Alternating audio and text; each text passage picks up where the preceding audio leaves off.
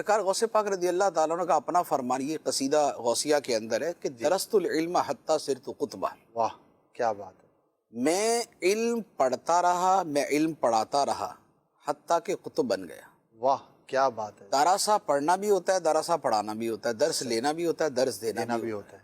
تعلیم و تعلم دونوں اس کا صورتیں مطلب یہ ہوا کہ سرکار غوث پاک رضی اللہ تعالیٰ عنہ تعلیم و تعلم میں رہے حتیٰ کہ قطب بن گئے. واہ کیا بات ہے. اور پھر یہ آپ کے جو سکھانے کا سلسلہ ہے اس کی نوعیت اتنی منفرد ہے، اتنی منفرد ہے. سبحان اللہ.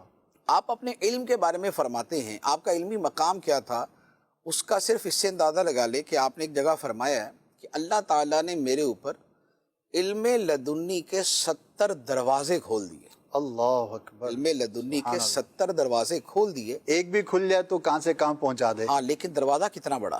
فرمایا کہ ہر دروازے کی چوڑائی آسمان اور زمین کے برابر. اللہ اللہ سبحان اللہ. تو علم کا ایک چھوٹا سا دروازہ بھی کسی کو مل جائے نا تو وہی پوری زندگی کے لیے کافی ہوتا ہے. اور سرکار غوث پاک فرماتے ہیں کہ خدا نے میرے دل پہ علم لدنی کے 70 دروازے کھول دیے جس میں ہر دروازہ آسمان و زمین کے برابر ہے. سبحان اللہ سبحان. تو اب وہ جو آسمان و زمین کے برابر دروازہ جس سے علوم کی آمد ہو رہی ہے، جس سے علوم کی آمد ہو رہی ہے، سبحان اللہ. اور دروازہ بند نہیں ہوا، صحیح کھل گیا سو کھل گیا، اور آمد جاری ہے تو جاری ہے. واہ. تو اب سرکار غوث پاک رضی اللہ تعالیٰ عنہ کا علمی مقام صرف اس علم لدنی کے اعتبار سے کیا ہوگا آپ اس کا اندازہ لگا لیں. اور اسی لیے دل کے بارے میں کہا جاتا ہے کیونکہ علم کا محل جو ہے وہ دل ہے، معرفت دل کو حاصل ہوتی، علم دل میں جو ہے وہ جمع ہوتا ہے. علم اور معرفت دل میں آتے ہیں، اور دل کی جو وسعت ہے اس کے بارے میں صوفیہ کرام فرماتے ہیں کہ عرش الہی کے برابر ہے.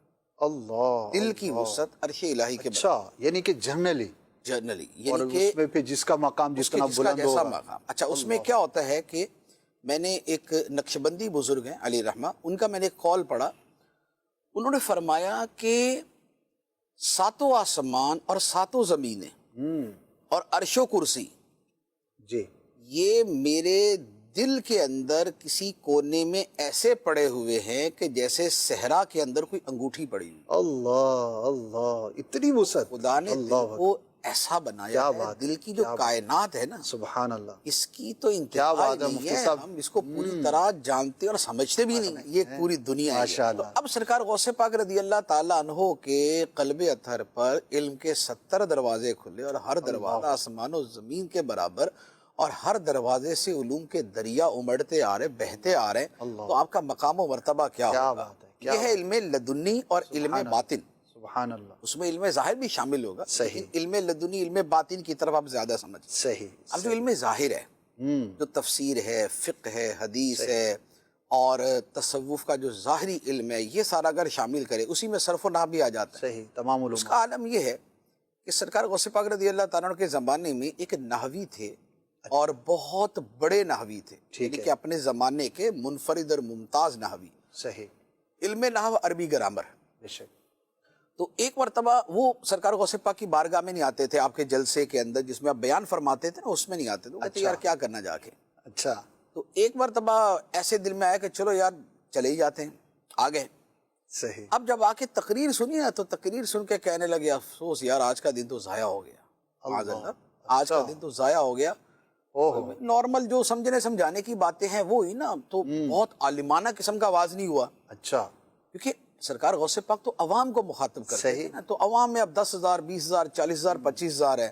تو اب ان کو کیا نحو پڑھائے اور کیا ان کو صرف پڑھائے، ان کو تو اللہ رسول کے خوف خدا کی بات اسی طرح کی کرنی ہوتی. بالکل. اب وہ جو نحوی تھے انہوں نے کہا یار آج کا دن تو ضائع ہو گیا. اچھا. اب وہ نحوی کہتے ہیں کہ جیسے میرے دل میں یہ خیال آیا، سرکار غوث پاک نے منبر سے میرا نام لے کے مجھے کہا ادھر میرے پاس آ کے بیٹھ، پھر تجھے بتاتے ہیں نحو کیا ہوتی ہے. اللہ اللہ. تجھے نحو کے اندر سیبوے کے برابر بنا دیں گے. اللہ اکبر. سیبوے جو ہے جو علم نحو کا امام ہے، فرمایا تجھے اس کے برابر بنا دیں گے، تو آ کے بیٹھ. تو اللہ اکبر. یہ نحوی کہتے ہیں کہ میں نے تو فوراً توبہ کی، یا اللہ میری توبہ، میں دل میں کیا گمان کر رہا تھا اور کیا گمان لے کے آیا. اس کے بعد سرکار غوث پاک کی بارگاہ کے اندر آپ بیٹھ گئے اور پھر آپ نے علم حاصل کیا. سبحان اللہ. اچھا سرکار غوث پاک رضی اللہ تعالیٰ عنہ کی جو شاگردوں کی تعداد ہے جی آپ جس سے علم کا اندازہ لگائیں گے, بے شک. آپ کے جو شاگردوں کی تعداد ہے وہ 1,00,000 ہے. 1,00,000 شاگرد. آپ کے طلبہ کی تعداد 1,00,000 ہے. اور اس زمانے میں جب کہ آبادیاں اتنی زیادہ نہیں تھیں. اور ہر سال تقریباً جب آپ یعنی کہ 40-50 سال تو اس میں ایک عبادت ریاضت اور اس میں گزرے تھے نا, اس کے بعد جب آپ اپنا ممبر تدریس پر فائز ہوئے, جی تقریباً ہر سال 3,000 افراد فارغ التحصیل ہوتے تھے. 3,000 طلبہ اوسطاً ہر سال فارغ ہوتے تھے, جس میں محدثین کی کیٹیگری جدا تھی, فقہا کی جدا تھی, واہ عقیہ علوم والوں کی جدا ہوا کرتی تھی. واہ کیا اور آپ کی یہ تدریس جو ہے یہ کب تک جاری رہی کہ آپ کی اچھا آپ کا مدرسہ قادریہ ہوا کرتا تھا. اچھا مدرسہ تھا باقاعدہ. آپ کا مدرسہ قادریہ باقاعدہ, یعنی کہ اتنی بڑی تعداد آخر جہاں پڑھتی تھی وہ مدرسہ ہی ہو سکتا ہے نا. صحیح بالکل پھر خود آپ بھی مدرسے میں پڑھے ہوئے تھے. صحیح. اچھا اب آپ نے کب تک تدریس کی؟ آپ کی جو عمر مبارک ہے وہ 90 سال سے اوپر ہے. جی 90 سال سے بھی آپ کی ماشاءاللہ آپ نے زیادہ عمر پائی, ظاہری حیات. جب آپ 90 سال کی عمر کے تھے, حنبلیوں کے ایک امام ہیں, امام ابن قدامہ المقدسی. اچھا حنبلی فقہا کے بہت بڑے فقی پائے کیا اور ان کے ائمہ میں آپ کا شمار ہوتا ہے. آپ سرکار غوث پاک جب 90 سال کے تھے اس عمر میں آ کے انہوں نے سرکار غوث پاک سے علم سیکھا تھا. اللہ اکبر کیا بات ہے. یعنی زندگی بھر یہ علم سیکھنے والے اس لیول کے آئے.